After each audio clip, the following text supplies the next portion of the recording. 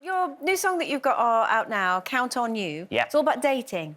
Well, Or the video is all about dating. Yeah, the video, I wanted to juxtapose the song, which is about having that one person. Yes. And saying loads of really nice but somewhat cheeky things about that person.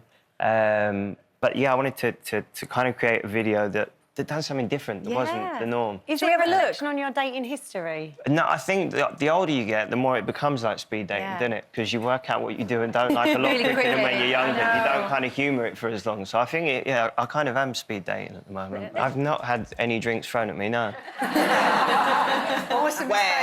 I don't think I'd, Have you ever not in recent history. speed dating? I've never been speed dating, no. It sounds frightening to me. I mean, it was hard enough on set because you have to, you have to sit there and have some kind of conversation with the people that you're, you're sat in front of, and it was incredibly awkward for the larger part of making the video. But it was a brilliant result, at the end of it. The video is wicked, and I'm lucky to be working with the people I was working with on it. Simon Emmett is one of the best photographers and videographers around. Yeah. Greatness Jones, who produced it's incredible, as are Just Jack and Justin. Sorry. My God. You might I'm nervous. It's sort of right. I want to ask you, have you found a girl that's even missed 60% right? Have I? It's even 60. Well, they all seem right at the time, didn't they? Yeah, this is it. You say you're looking for the right one. Well, I don't know. Where's your benchmark? How high or low? It's pretty. Historically, I've got pretty high standards. Yes. Yeah, I believe it's good to nothing wrong have with that. I was raised by my great-grandmother and my grandmother. Which camera can I say hi, Nan, to? I know. Can't embarrass them on TV, can I? Oh, look at her. She's a best. Yeah. And she loves the show, doesn't she? She does, yeah.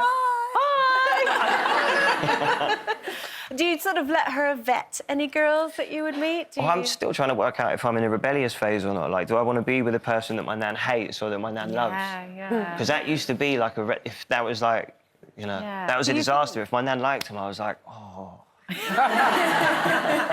Are you at the point now you were saying, because I've read in a few interviews that you're saying that you would like to find that person to have a family with, which you never thought you'd be in that position? Do you know what? It was more, I think, was that from the Fabulous magazine piece? It was more me saying that I haven't, I'm 34 and I haven't had children, and that's by no mistake. So I haven't. It's something that I take quite seriously because of how do you know what, though? I can't. It's one of those weird things, right? So you know what you were saying we were going to discuss? Yeah. Yeah, someone, when I was 21 and she was 24, we had an abortion. Obviously, she had the abortion, but we didn't talk to any of our families about it. And actually, that kid wouldn't have come into the world with the same start that we had. It would have had more just having us. And that was a realisation that we had afterwards. And both of our families were like, you idiots, why didn't you talk to us? Do you think they would have changed your mind?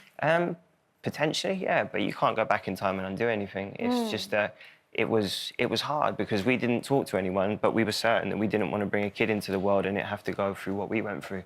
It's interesting to hear it from a male perspective because obviously we talk all the time about things like this from a female perspective, and then the sadness that you may never have a child and that could have been your only opportunity. Yeah. Is that something that you ever think about? Not about it being my only opportunity, but I think there's a lot of the time people, and I write a lot for a website called The Book of Man, and it's all about kind of uncovering what it is to be a man.